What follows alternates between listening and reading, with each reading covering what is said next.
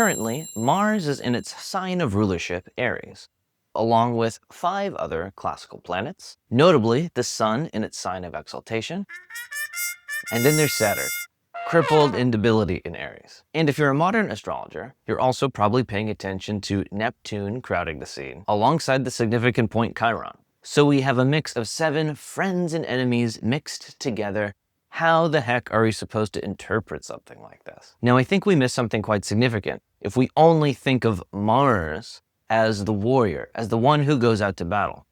and forget that Mars also represents the general of the army, the master strategist, the one who has the intellect to create the grand plan, to protect the people in service to the realm. It's because of Mars's masterful intellect and to be able to do that 9D chess into the future, to figure out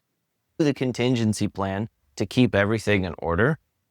that Mars also represents that of the engineer, having the intellect to cut through ignorance like metal and to solve any problem. Immediately, I think of the Buddhist pantheon,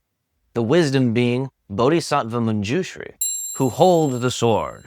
of discriminating wisdom that cuts through all ignorance, with one of my favorite stories about him talking about how he was born into a warrior caste, but became an incredible scholar and master of one of the fundamental teachings of the Buddhist sutras, the Prajnaparamita, and the doctrines of emptiness. And it's this individual who becomes very, very tied into stories, not just of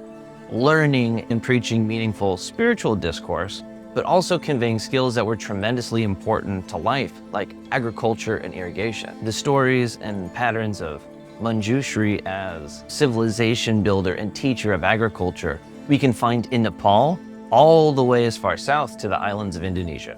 We also just saw this masterful demonstration of the human intellect play out in real time just several days ago with the successful conclusion of the Artemis II expedition. Artemis II was the furthest humans have ever gone through space.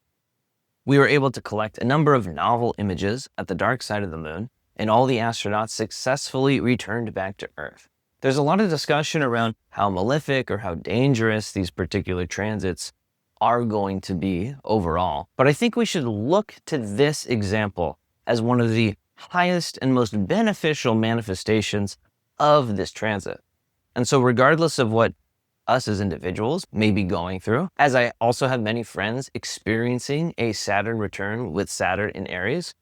understand that there is also this vein of Mars as master strategist. Mars as skillful applier of the human intellect that allows us to carve a path to truly remarkable and novel achievement, and achievements that don't just mean something for us, but also for humanity. And as practitioners of astrological magic, I think it's very important to be able to see these parts of the transits, these aspects of the transits manifested in reality, so we know as proof that with the right alchemy of practice, we can get these to fruit in our own lives.